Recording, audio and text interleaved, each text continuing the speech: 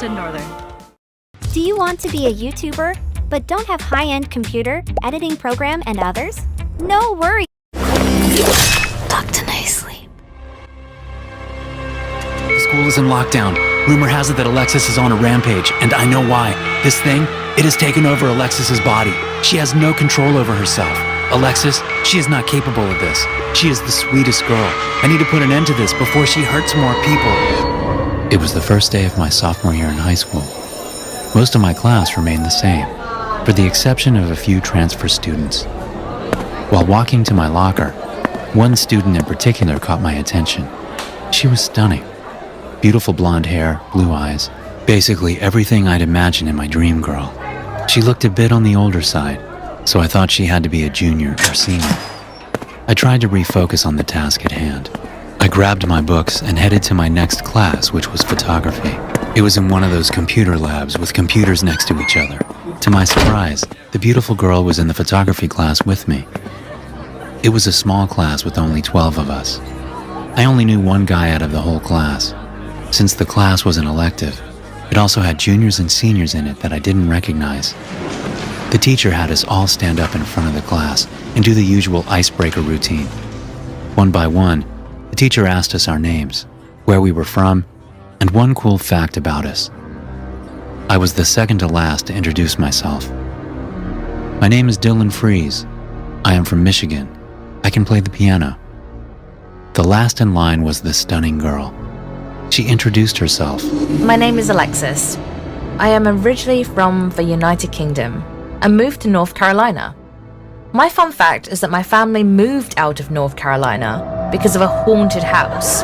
Everyone in the class started laughing. Even the teacher couldn't contain himself.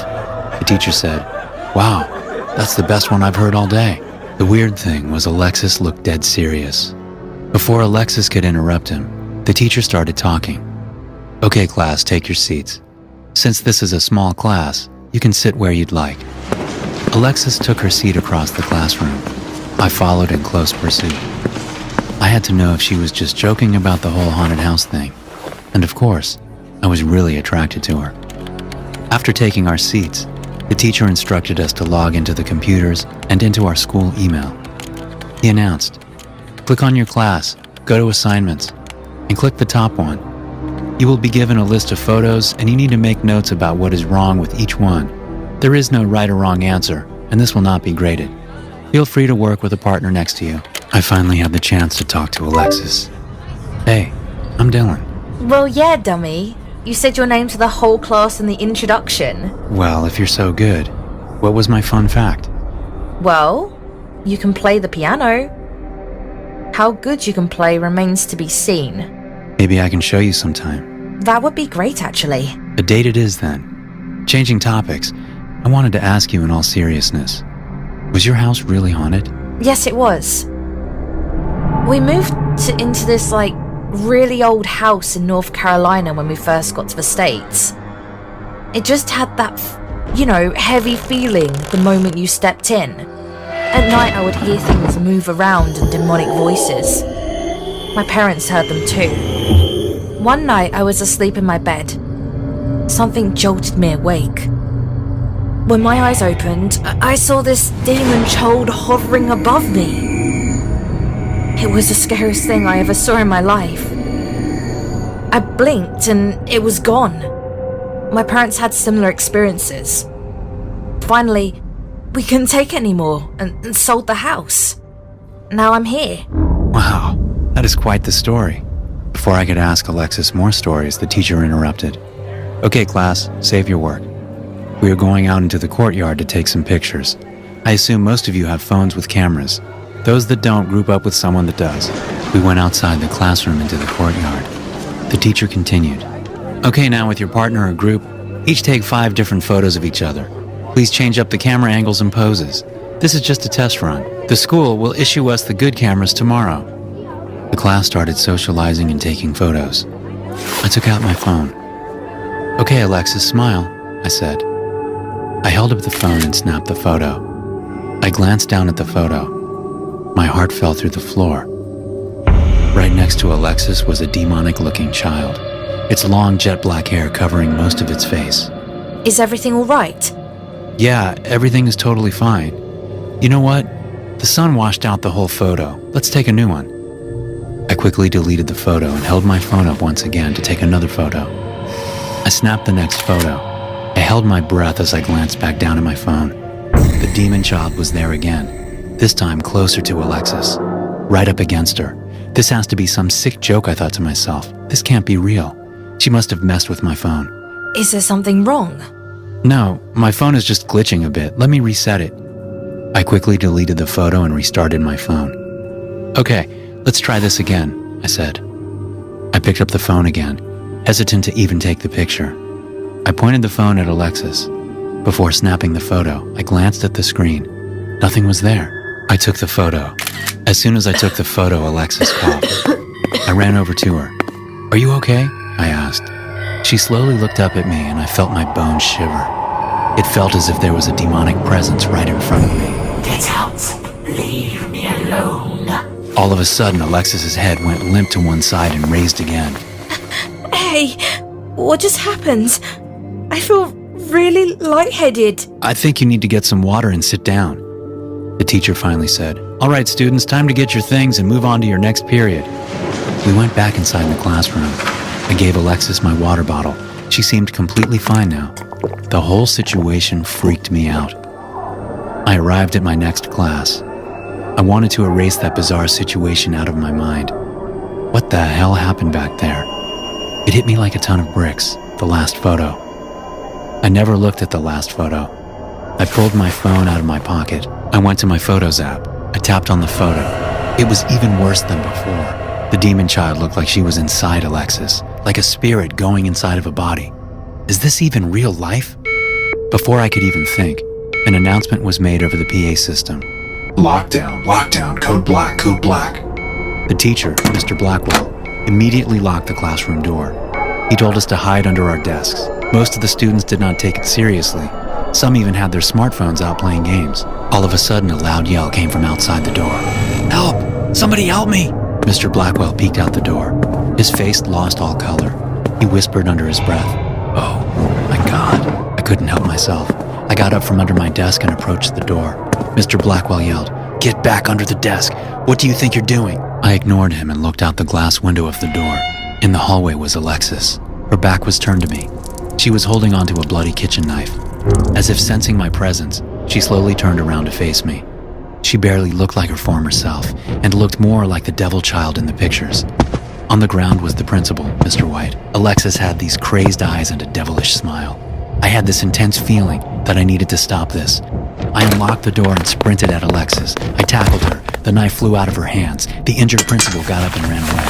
"Alexis, snap out of it!" I yelled. I need to kill. "Alexis, you are not a killer. You need to fight whatever is inside of you." For a brief second, Alexis seemed to relax and talk normal. Where am I? Oh my gosh. Why is there blood all over my hands? "Alexis, you need to listen to me. There is an entity inside of you. You need to fight it with all your power and strength." What have I done? Get out of my body, whatever you are! All of a sudden, Alexis closed her eyes and passed out.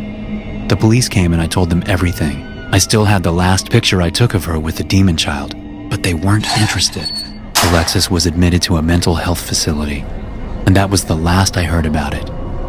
The school brushed everything under the rug, and most students never knew what actually happened that day.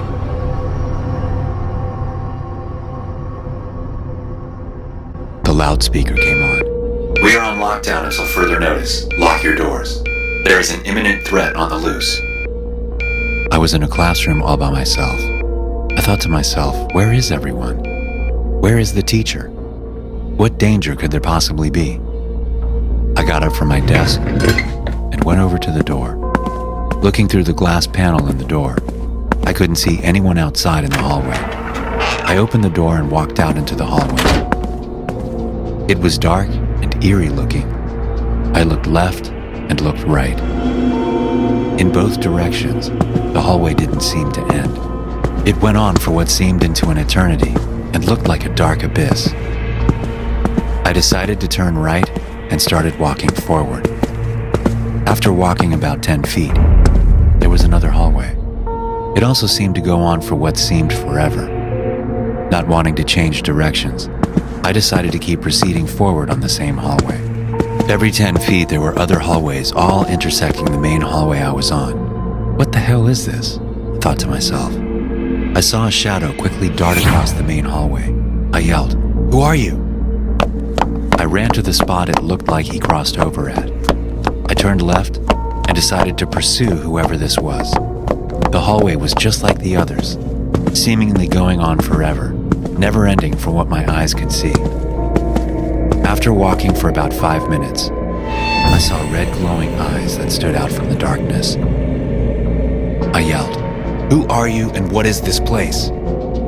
I received no response from the man. As I continued my trek forward, the red eyes I saw faded into the darkness. After 5 minutes of walking, a classroom door appeared on the left side.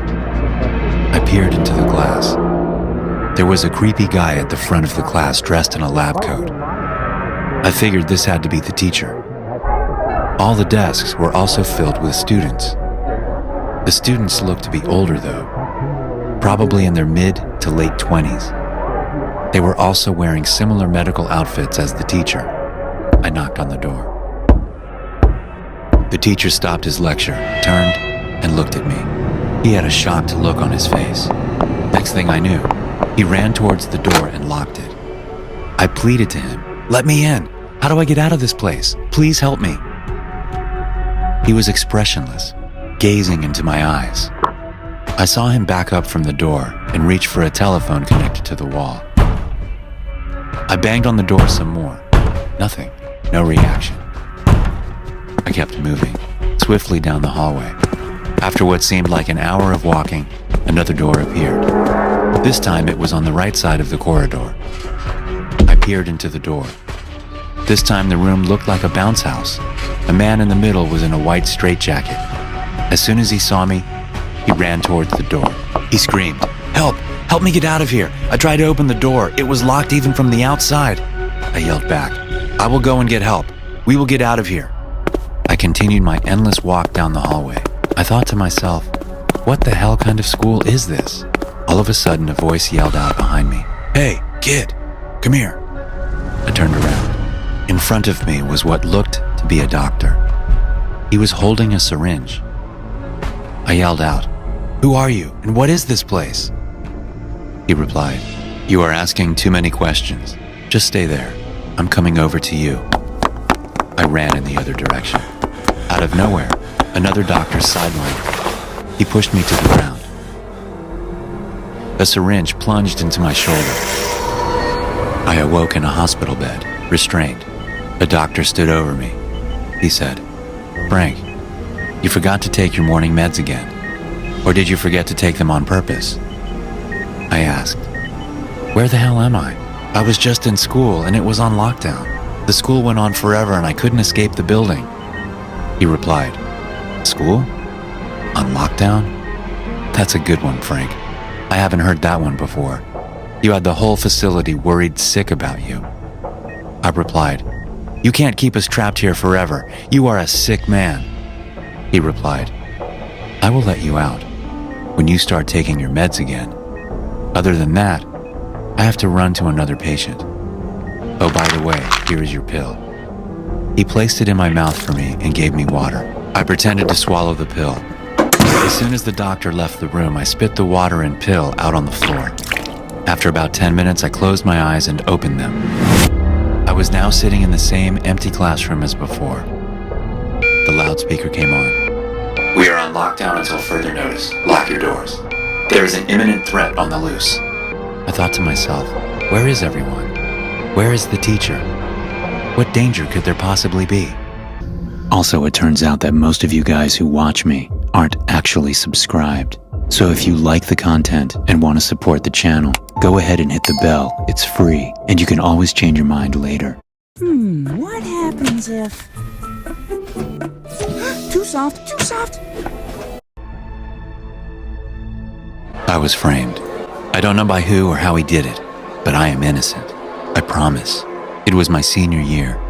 Graduation day was quickly approaching. My stress levels were high. because I was in charge of designing the school's yearbook. Looking back, I was dumb for accepting the task. It was a lot more work than what I bargained for, especially since I was a serial procrastinator. I had 2 more weeks to finish the book. Luckily, I only had 2 classes on Fridays, so most of my day could be spent working on the book. This particular Friday I am about to describe will haunt me for the rest of my life. After my second class ended, I booked it to the computer lab. The room was pretty high-tech. You needed a key card to get into the room. After scanning my key card, I sat down at one of the computers and got started. I opened up the editing software. As the program was loading, my computer suddenly powered down. I tried turning the computer back on, but nothing happened. Just when I was about to switch computers, the lights in the room went off. I got up from my chair and decided to get an IT guy to help me out. I tried to open the door, but it wouldn't budge. I pushed my body weight into it, but it was locked shut. I thought this was bizarre, because you only needed the key card to get in, not out. The door was always unlocked from the inside. I peered out of the small rectangular window in the door. There was no one. Class was in session, so all the students and teachers were in their rooms. In every classroom, my school had these black landline phones. They had quick dial functions for all the main offices. I made my way over to the phone, picked it up, and placed it to my ear. No dial tone. Well, this is weird, I thought to myself. I pulled my cell phone out of my pocket. I glanced down at my phone. In the upper right-hand corner, it said no signal. This was getting a little ridiculous. I've always had perfect cellular signal at my school, especially since there was a radio tower nearby. Now I was getting angry. I had all this work to get done and couldn't do a single thing. I can't even get out of the damn room or call anybody for help. As time went on, my anger turned to rage. I banged on the wall, hoping to get the attention of an adjacent class. Nobody responded. I sat myself down at the computer again. The only thing I could do was wait for the period to be over and get the attention of a passerby. In frustration, I pressed the power button of the computer again. Nothing happened. I sat there, contemplating my next move. All of a sudden, all the computers in the lab turned on. They didn't boot up like normal, though. A white screen popped up on every monitor. Then a logo appeared. The image looked to be a diamond inside of a pitchfork. I didn't know what to think. Was this a glitch? It couldn't be. This had to be a deliberate action by somebody. Maybe somebody hacked into the school system. One by one, computers started shutting off around me. Every computer monitor went dark, besides the one right in front of me. The white screen with the creepy logo still appeared on my screen. Randomly black text appeared below the logo. Please click to continue. Well, I had nothing better going on. Intrigued, I clicked on the logo. A screen popped up. It was a live video of me. I slowly turned around. Behind me, in the corner of the ceiling, was a security camera. A red light was blinking on it, showing that it was recording. I turned back and faced the screen. I said aloud, "Nice joke, whoever you are." Then, what looked to be a live video of the front of the school loaded. All of a sudden, a man holding a gun entered into view. As the man became clearer, I realized it was me. How did you? Before I could finish speaking, gunshots rang out. The gunshots corresponded to me on the video opening fire. "How the hell did you do this?" I asked. More gunshots rang out. The gunshots didn't seem entirely real. It sounded as if they were coming over the PA system. I could hear the yells and screams of students in nearby classrooms. The loudspeaker sounded. It was the principal. Code red. Active shooter on the premises. I repeat, there is a gunman on campus. The live stream on my screen switched to a view of my room. Even though I was still seated in my chair, the video showed me by the door. I was pointing a rifle out of the rectangular window in the door. The video froze. An email screen popped up. The image of me holding the gun by the door was sent as an email attachment. The email recipient was the principal. The subject said, "I am not going down without a fight." I yelled at the screen, "Who the hell are you? And what do you want from me?" More gunshots rang out over the PA system. "Stop this sick joke right now," I screamed. I got up from the computer and looked out the window. Across the way was the principal's office. I could see him talking on the phone and pointing in my direction. I whispered under my breath, "This is not good." I went back over to the computer. This time the screen was completely white. Then a creepy clown face popped up on the screen. It was laughing uncontrollably. The creepy laughs boomed over the loudspeaker in the room. My heart was racing. I thought to myself, why is this happening to me? The clown face disappeared. Now the screen went back to the front of the school. SWAT cars pulled up. Faculty were pointing them in the direction of my room. Now the reality hit me. They might actually kill me by mistake. I hid under the desk. I could hear the SWAT team getting closer and closer. They were right in front of the door. All of a sudden, gunshots rang across the loudspeaker. The SWAT team immediately returned fire. Bullets whizzed across my head. The door got kicked down. Flashbangs flew in and I became dazed. Next thing I knew, I was in an interrogation room. I told them everything that happened. They confiscated the computers and found nothing on them. They were convinced I was the one who orchestrated the whole prank. Since there was no evidence, I was never charged. That didn't matter though. All my classmates thought I planned the sick prank. The whole ordeal trashed my reputation, and my senior year was ruined. Thanks for watching, and don't forget to check out the Dr. No Sleep podcast available on Spotify, Apple Podcasts, and many more. There you will find a plethora of bone-chilling horror stories to listen to. Also, be sure to subscribe and turn notifications on to stay tuned for new videos.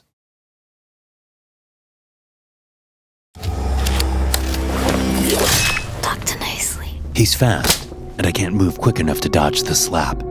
My head jerks sideways as my father's hand collides with the left side of my face.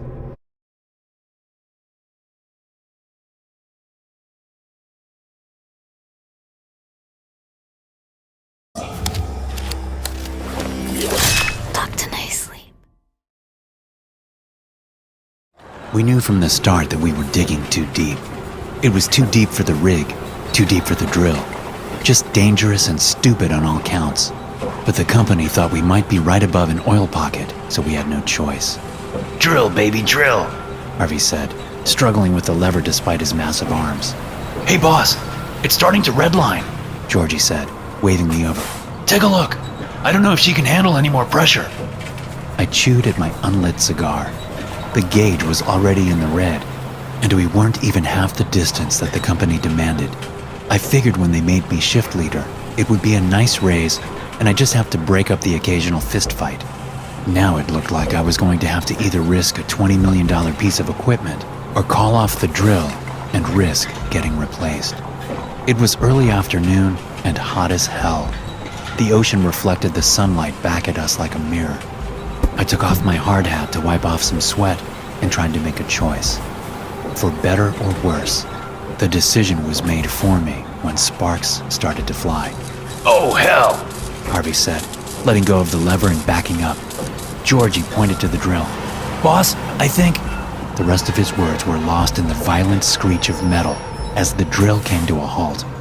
There was a muffled pop, still loud enough to make my fillings rattle. Then came the smoke, black smoke, so thick you could almost chew it. My first fear, the driller's greatest fear, was fire. Luckily, once the drill was shut down, there were no immediate emergencies. We were just beginning maintenance when we heard the scream. At least, I think it was a scream. The sound was distorted, rising up through the water like a blood clot floating loose. Everyone froze as the noise washed over the oil rig. Was that human? Carter asked, glancing around like he was expecting to see somebody being tortured right there on deck. Probably a whale. I guessed. It kinda sounded like a whale song. Harvey spit over the side of the rig. Yeah, maybe if you had a whale hooked to jumper cables. Do you think we hit something with the drill? Georgie asked. He had one skinny hand clasped over the other, probably to stop it from shaking. Georgie was an anxious guy, but, to his credit, everybody on deck looked rattled, me included. I took a deep breath, tucked my chewed-up cigar behind my ear, and tried to put on my best shift leader face. Whatever made the noise isn't going to hurt us 100 feet above the surface, I said. As long as nobody decides to jump into the Gulf for a swim, I think we'll be fine. That got some nervous chuckles from the crew. We went back to running diagnostics. Carter and his team cleared the deck, then went to look over the cranes on either end of the oil rig to make sure there was no damage there. Harvey and his guys did a deep examination of the unmoving drill to try to figure out what we hit and how we could get it turning again. Georgie and I had the least exciting job, watching the computer in the control room reboot and reconfigure, then run a systems check. What do you think we hit? Georgie asked me when we were alone. Mineral deposit? Shipwreck? Who can tell? I just hope the drill isn't busted up too bad. That scream, though! I shrugged and tried to smile. The ocean is full of many wonders, my friend. Maybe it was a whale saying hello, or a pod of dolphins telling us to go fuck ourselves. Whatever it was, it sounded big and down deep, Georgie said, fiddling with the controls. Well, big don't matter too much if it's deep enough. Unless the thing can fly, I think we're safe. Nothing the fellas tried could get the drill turning again. It wasn't so much broken as stuck, according to Harvey. The man sat across from me in the canteen, his beer gut pushing against the table. At Domino's, we're all about cheesy, so you know we had to make our new 5-cheese mac and cheese the crave-worthiest, cheesiest pasta possible. Just like all of our mouth-watering oven-baked pastas. But try one for yourself, including... I don't know what else we can try to get it loose, boss. You reversed the motors? I asked. What about the kick brake? Have you tried to... All of it. Come on, boss. This isn't my first rodeo. We tried everything. The drill is stuck. I sighed and opened up a beer. My shift was over, so I was technically allowed to drink, but it was frowned upon. Whatever. It was a garbage day. Harvey went and joined his usual crew, leaving me to sit alone at the table to simmer over how to fix the issue. If the drill was still dead by the end of the morning shift, we'd have to call in a repair crew, and I'd be well and properly screwed. It was going to be a long night. I was going to be at the problem until it was fixed, or I was fired. I decided to head down to the crew quarters to catch an hour of sleep right around sunset. I set my alarm, crawled into my bunk, and I was out immediately. I woke up to the sound of the entire rig reverberating. The crew quarters were humming with activity. Folks falling out of their bunks, foremen stomping around demanding to know who was making all of the noise. The dings were so fucking loud. It was like being trapped under a giant bell that somebody was firing a rifle into. I saw Georgie scrambling towards me. What in the hell is going on? I shouted, hopping on one foot as I tried to pull on my pants. Georgie's face was pale. It's the drill! I checked my watch as we headed to the deck. It was barely 9 at night. I'd slept for less than an hour before the racket started. The stars shine with high luminosity above the Gulf. It was a clear night with the moon hanging low just over the ocean. The waters were relatively calm, but I noticed a strange chop that almost seemed to be rippling out from the oil rig into the sea. If something major was about to break, we were well and truly screwed. The rig was 80 miles offshore. It would take hours for help to arrive. Harvey was already struggling with the drill controls when Georgie and I ran over. She's shaking, the big man said. Something is hitting the drill. What could possibly hit the drill hard enough to...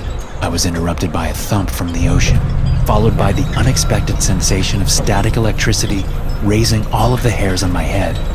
The confused looks on the faces around me made it clear we'd all experienced the same phenomenon.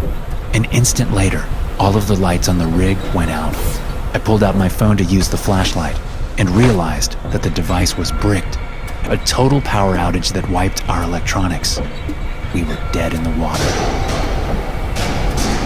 It was some kind of electromagnetic pulse, Georgie explained once we were back in the cafeteria.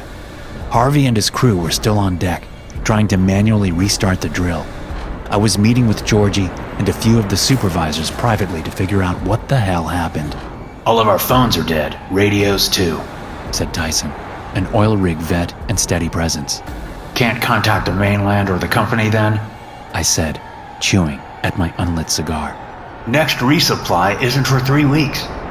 Shouldn't take that long for them to see something's wrong, Georgie said. If we don't hail them with a report in 6 days, they'll attempt to contact us. If they can't, they'll send a boat the day after. We should be all right. You think we can live a week with this shit going on? Tyson asked. I bit the cigar. I think we'll have to. The maddening noise was a constant companion for the next few days. Sometimes the tapping on the drill was as quiet as change dropping onto the floor. Most times, it was loud enough to cause the rig to vibrate. There was something unnatural about it, like the sound was alive. Not just alive, but angry. Jordan Sprigg was the first crew member to snap. He was a young guy, a former farm boy, spending his first season on the rig. On the second morning of the blackout, he jumped from the deck into the ocean 100 feet below. I was at the drill when it happened. We even made eye contact as he took that last step off the platform. Jordan was holding a heavy replacement pump when he went over. The kid sank like an anchor. Later that day, Harvey and a fellow named Brian got into a fist fight in the cafeteria. Harvey ended up crushing the other guy's windpipe and putting him in the infirmary. I ordered Harvey confined into a storage room since we didn't have a brig. On the third day of the blackout, Bill Samuel stabbed and killed our cook over breakfast. That night, 4 more crew members killed themselves by jumping into the ocean weighed down in some manner. I had to order a full-time watch of the deck to make sure no one else tried to go for a final swim. By the 4th day, it was clear we wouldn't survive a week living with the noise. I had to confine a dozen crew to either the bunkhouse or locked storage rooms for erratic behavior. Those of us who were still functioning were just barely hanging on. I heard the damned tapping all day and all night. I couldn't even escape it in my dreams. I'd begun chewing my nails and stopped shaving. The ocean all around us was beginning to look strangely zen and inviting. That was a bad sign. Around noon on that 4th day, the drill began to spin. There was a violent wail as the distressed machinery lurched into motion. I rushed over to the center of the deck. The drill was moving, but it was turning in reverse. Something was causing the device to lift. The drill crept upwards for the better part of an hour. We all watched it with a mix of curiosity and horror. What was making it move? All of the motors were still offline, so something was physically pushing the drill towards the rig. A dozen tons of dead metal inched its way towards the surface. I was in the control room in the rig's observation tower when the shadow appeared under us. Georgie was next to me. Jesus above, he whispered. The shadow was colossal. It dwarfed the oil rig on every side. From my perspective, I couldn't tell if the object was as big as a building or a city block. Whatever it was, the thing was coming closer every moment. The drill screeched to a halt. There was a tremor moving through the rig, then the sound of rushing water. The shadow grew larger exponentially, finally breaching the surface in a rush. A towering wave followed on all sides. Georgie, stay away from the wind! My shout was cut off by the roar of the geyser crashing over the rig. The highest part of the wave rocked the control tower, shattering the windows, but didn't completely submerge us. The crew on the deck wasn't so lucky. I stood up, soaked from the spray, and looked down in horror. The wave had flooded most of the rig, sweeping any soul who wasn't in the tower into the Atlantic. Boss, above us! Georgie croaked. I looked up from the empty deck to the sky and saw the creature for the first and last time. This was the thing responsible for stopping, then raising the drill, for the tapping, and for the rogue wave. I was sure of it. The whatever the hell it was appeared like no animal I'd seen or heard of before. Its body was a series of interlocking, fleshy rings in constant motion. Each ring was tinged yellow and covered in open eyes with massive wings scattered evenly across I guess you'd call it a torso. The creature reminded me of a living armillary sphere, a globe made of tangled circles that was roughly the size of a small town. Spray fell from the abomination as it rose higher into the clouds, its wings beating far too slowly to logically move that much mass. I thought I saw other organic bits inside of the rings, teeth and hair and guts, and even an occasional weeping face. One of the organism's eyes caught my own, and I felt ripped open. like it could see every secret, every sin, everything I'd done, and all that I was or would ever be. Then the creature was gone above the cloud cover. We drilled too deep. I heard Georgie whisper. We let something out.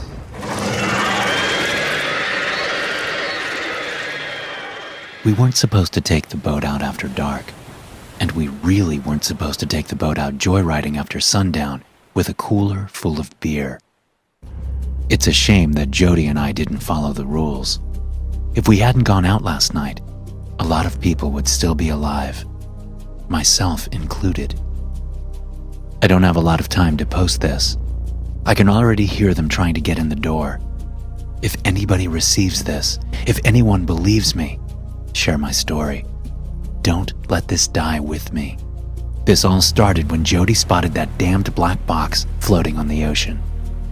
Move the spotlight a little to port, Jim. Jody called out. I think I see something in the water. Jody was leaning over the side of our little speedboat. Well, it was technically the oil rig's speedboat, used mainly for scouting sites. But that night, we were taking it for a spin off the clock.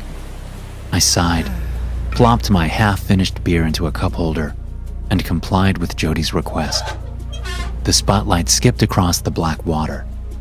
It was a calm, clear night, all stars and barely any waves. Before the light caught up to where Jody was pointing, I noticed what must have caught his eye. There was a small, red flash. Then the area was illuminated, and I saw the box. It was an orange container, a little larger than a cinder block. Jody began hunting around our small boat for one of the fishing nets. He found one and stretched it out to snag the box as we passed by. He set the object on the deck, and I came over for a closer look. "Flight recorder do not open," was written on the side of the box in big, white letters. Under that was a series of symbols I didn't recognize. They were like hieroglyphics, more pictures than words, but appeared to be nonsense. A row of unreadable scratches and lines, and, under that, a phone number. "Do you think there's a reward?" Jody asked. We tried to pilot the boat back into the dock at the rig quietly. It didn't matter. Sawyer was waiting for us. Before he could start chewing us out and assigning extra night watches as punishment for borrowing company property, Jody held up our find. Sawyer stopped mid-rant. It looks like a black box, you know, like from a plane, he said. "But it's not black. It's orange," I pointed out. "Yeah, they're orange so you can find them floating, dumbass," Sawyer said. "The black box part is, figurative and whatnot." "There's a phone number," Jody cut in. "Do you think there's a reward?" After some debate, the three of us decided to wake up Patrick. Pat was a former Navy guy, a burly, quiet fellow who never talked about his service, but gave all of us the impression he'd seen some crazy shit. Sawyer and I went to grab Patrick, while Jody guarded the box. I shouldn't have left him alone, but I didn't realize how dangerous the situation was at the time. Like Jody, I had visions of big government reward checks bouncing around my mind. I should have known better. Sawyer and I snuck into the crew quarters, moving carefully past rows of bunks with sleeping drillers and rig support staff. I shook Pat awake gently, but he shot up so fast that, for a moment, I thought he was about to hit me. Before that could happen, he seemed to recognize me and calm down. "Please don't startle me like that," he asked in a way that made it clear he wasn't making a request. For a second, I was terrified of Patrick. I could imagine all of the rumors about him serving in the Special Forces as being completely true. Then his big goofy grin split his beard and I relaxed. It was just Pat. "We have something to show you," Sawyer whispered. "Come with us." Jody had moved the box to one of the storage rooms. The four of us huddled around a small table, surrounded by cleaning supplies, while Patrick looked over the flight recorder. As he read the writing on the box and the strange symbols, something changed in his face. His usual friendly smile dried up like a lake in a drought. He had a weird look in his eyes, and his whole complexion seemed to almost shrink. He was terrified. "Where did you find this?" Pat whispered. He ran one shaking hand over the indecipherable markings. "Do you have any idea what this is?"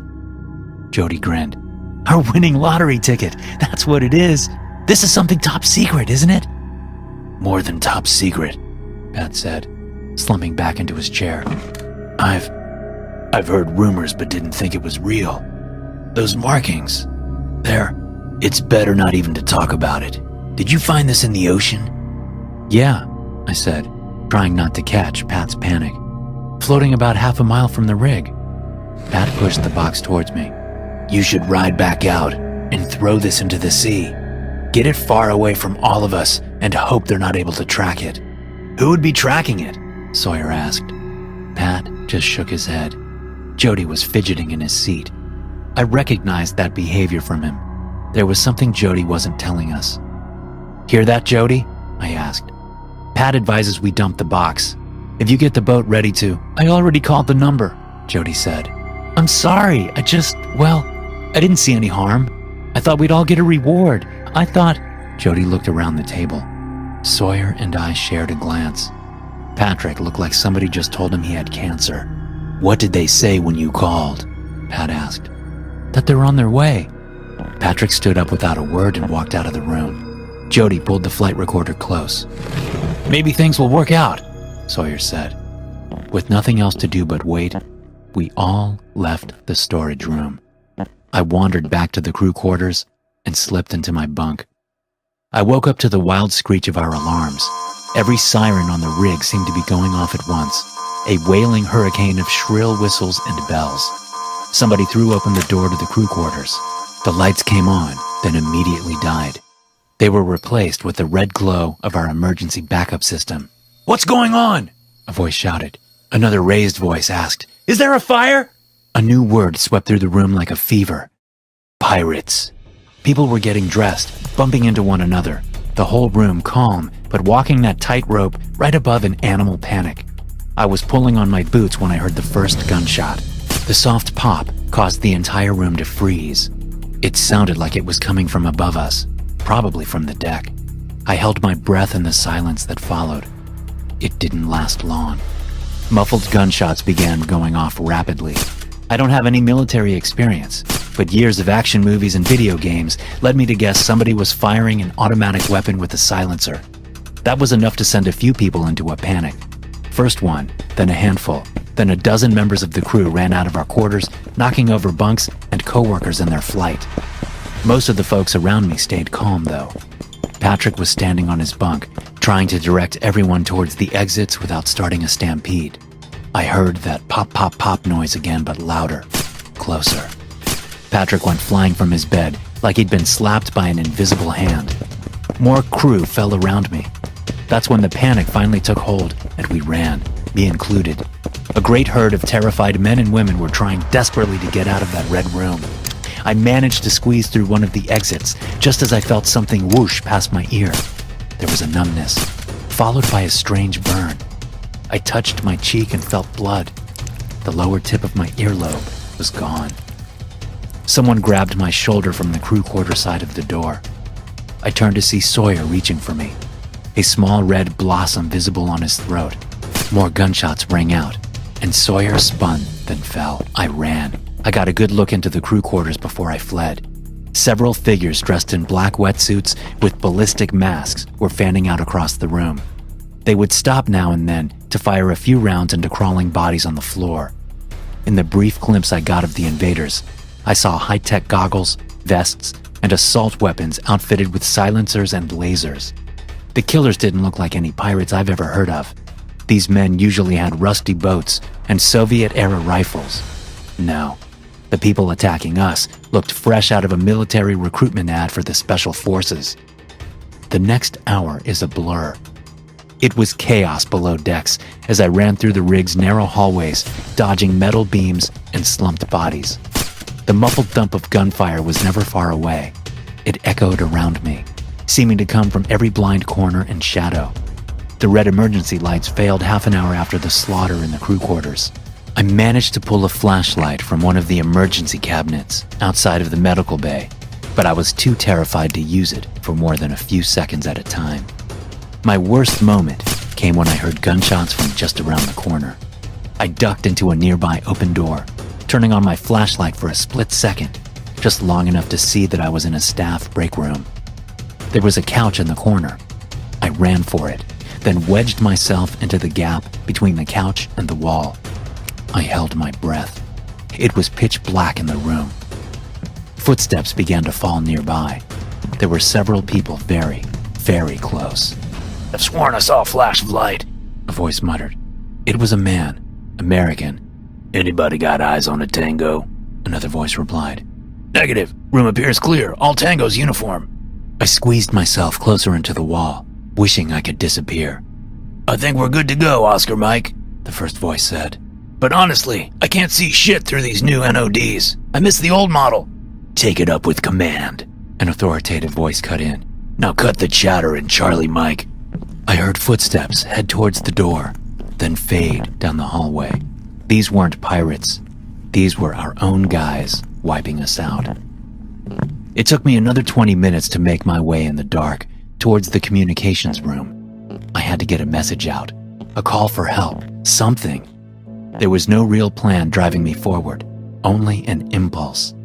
I didn't want to die alone in the dark without anyone back home knowing what happened. When I finally made it to communications, the heavy metal door was locked. I slumped in the doorway, exhausted and out of ideas. Every now and then, I'd hear another gunshot or, worse, a scream. They'd find me soon enough. There was nothing left but waiting. I looked at the locked door. I was so close. Feeling half delusional, I leaned over and knocked against the metal. A moment later, something knocked back. I sat stunned for a breath, then began to tap out a message in Morse code. It's Jim, in danger. All clear. Open. Please open. I repeated the message just in case, then I waited. It was the longest minute of my life. Just as I was about to start pounding on the door, I heard the locks click. The door swung open, and strong arms pulled me into the dark room before slamming and sealing us in again. Who is in here? I whispered. I heard cursing and then the click of a flashlight. It was Jody. Dick's epic 4th of July sale is on. Take 20% off bog bags and igloo coolers. 25% off. I thought you were dead. He whispered back. Have you tried calling for help? Jody shook his head. They're jamming us. Can't seem to get a connection. We need to try the satellite. Even if we can't get a direct line, maybe we can send the message out there for someone to find. If we do that, Jim, I don't think anyone will hear us in time to send help. I took a deep breath. I know. I wish we'd never found that damn box, Jody spat. He shined the light in the corner and revealed that he'd brought the flight recorder with him. So much for a reward. Why do you still have that? I don't know. I was thinking maybe if worst came to worst, we could try to use it to negotiate our way out of here. These guys don't seem like the negotiating type, Jody. Yeah, he sighed, moving the light away from the box. I'm sorry I called the number. You couldn't have known what would happen. Jody whistled. Whatever is in that box, whatever they've got on that flight recorder, they sure are killing a lot of folks to keep it secret. I thought about the weird symbols, almost like runes, and the way Patrick reacted when he saw the object. What do you think is on that recorder? I asked. Aliens? Jody guessed. Or maybe proof of an ancient civilization? Or maybe just something about illegal government experiments? Or specs for some new superweapon? Who knows? Who cares? They'll kill us no matter what the secret is. We sat in silence together for a few minutes. Something began slamming into the door. Oh God, oh God, oh God, I said, scrambling for the communication controls. Jody was right. We were being jammed. But every now and then, the satellite feed almost gets a connection. They've been working on the door for half an hour. I'm amazed it's held this long. Maybe they're too afraid of the oil to risk explosives, but sooner or later, I know they'll get in. Jody is curled up in the corner, clutching the black box like a teddy bear. I've got this message ready to go. The next time I get even the thinnest sliver of signal, I'm going to fire this off on multiple frequencies in every direction. All I can do is pray that somebody gets this, that someone knows the truth. Goodbye, Mom. If you ever hear about this, please just know I did my best. These guys are professionals. I'm sure it won't hurt.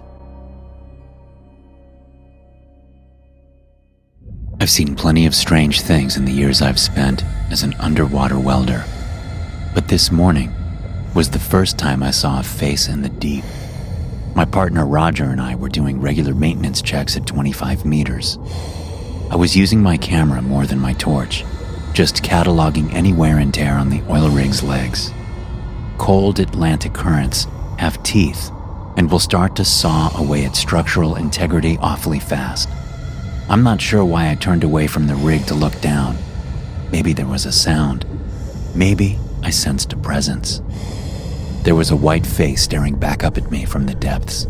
We had decent light from the surface at that level, so I got a good look. The face was unusually flat with small, sharp features. Doll-like, I guess you could say. Uncomfortably human. The water was cloudy that morning, and I couldn't get a clean view of its body. Not a diver was the main thing my brain registered. It was too long, too graceful.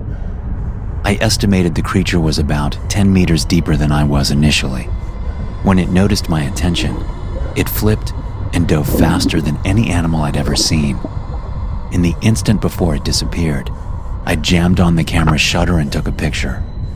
For a few moments, I simply floated there in the cold water, staring at where the face used to be, like I was trying to find an echo. I signaled to Roger that we should surface. He signaled back an affirmative, so we started to ascend. If you've never been diving before, 25 meters is maximum depth for no decompression limit dives. You can hang out for a good while at 25 to 30-ish meters and still ascend to the surface without stopping to decompress. Although you still don't want to swim up too fast. Any depths greater than 40 meters for more than a few minutes, and you're going to need to stop on the way up to off-gas or risk a vicious case of the bends. Roger had to keep signaling me to slow down as we headed up. I was a little too eager to get out of the water to the point where I was pushing safety limits and our training. Once we got back to the rig, I scrambled out of my gear, casting looks back into the water every few seconds just in case something followed us up. I saw something down there, I sputtered when Roger approached. I shed my air tank and started hopping on one leg, trying to get my fins off. Roger again motioned for me to calm down. He was a much older and experienced diver. He sported a gray beard, and his eyes were a maze of crow's feet from years of squinting through harsh Atlantic winds. "Take a breath, Tommy," he said. "Easy, easy." I inhaled. There was something watching us underwater. Like a fish? No, not a fish. Here, I took a picture. I pulled out the underwater camera and beckoned Roger closer. The image was the first up in the gallery. Either the creature was moving when the shutter went off, or my hand was shaking because all that was pictured was a pale blur against the dark water. "I think you should get some rest," Roger suggested, patting my shoulder. I didn't disagree. I woke up to the sound of somebody choking near me. It was pitch black inside crew quarters, and I got tangled in my blankets as I rolled out of my bunk. "What's going on?" I heard someone call out. "Keep it down. I'm trying to sleep, damn it," another voice replied. The choking was coming from a bed one row down from mine. Before I could ask if the occupant needed help, I heard more gurgling sounds from the corner. "Hey, what the hell?" Somebody shouted. A light was flicked on. The choking stopped all at once. People sat up in their bunks, rubbing their eyes and throwing out curses. "Is anyone hurt?" I yelled. There was lots of grumbling, but everyone seemed fine. There was no indication of what caused the strange noises. I glanced over at the first bed that I thought was the source of the gurgle. A man named Murphy, one of the drillers, was sitting up straight, eyes fixed straight ahead. "You okay?" I asked. He turned towards me. I wasn't too familiar with the guy, but I could tell he looked sick. Murphy was pale, his skin waxy and eyes bloodshot. But he nodded when I repeated my question. Then he curled up in bed and went back to sleep. Others were doing the same. There didn't seem to be any immediate danger, so I also put my head back down. The last thing I saw before somebody killed the light was a shallow puddle under Murphy's bunk. I spared a second to wonder if one of the rig's windows were leaking before I fell back asleep. There's something wrong with the crew. I've noticed it over the past few days. It's like an illness sweeping through us, but that's not quite right. Those infected have a washed-out look, graying skin, and cloudy eyes. Their faces become bloated as they move, I guess. Unevenly would be the way to put it. Like they're not used to walking. It's the weirdest damn thing, but even stranger is that none of them will acknowledge it. Roger was the latest victim of whatever was hitting the rig. I found him at the edge of the deck, looking out over the ocean. The weather was turning November nasty, clouds crashing on the horizon just like the waves chopping at the rig. Doesn't seem like a good morning for a dive, eh? I asked, carefully approaching my friend. Roger turned, and I had to resist a sudden urge to push him off the deck. The man's wrinkled skin was practically melting. His blue eyes were bloodshot, and there was a twitch in his cheek like he was trying to smile or show his teeth but couldn't quite figure it out. The only reply I got from him was a partial nod. Then he went back to watching the water. I decided to take the day off and went to check out the medical ward. The doctor was nowhere on site when I arrived at the sick bay. In fact, the room was deserted. Whatever illness seemed to be spreading among the crew wasn't making them bedridden yet. I plopped down on the nearest bunk and tried to come up with a plan. By my estimation, nearly a third of the crew was affected by the strange sickness in the last 3 days. Oddly enough, the illness seemed most prevalent among supervisors and senior crew compared to the rest of us working schmucks. Could a virus be elitist? Why wasn't anyone sick acknowledging that something was wrong? I saw nervous looks among other members of the crew, but nobody wanted to be first to make a ruckus. I decided to take a sleeping pill so I could relax. The mystery plague could wait. Maybe someone else, someone with authority, would get their shit together and deal with it so I didn't have to. Sleep came quickly. The darkness was comfortable and silent. A shriek tore me back into the waking world. It was black outside of the infirmary's window. I could tell there was a storm. Rain fell against the glass. The scream came again from somewhere on deck. I raced up the stairs and opened the door. I was greeted by a nightmare. People were snarling and fighting and begging and struggling all around me. I watched one of our cooks wrestling with a monster. The creature was bone white, roughly the size of a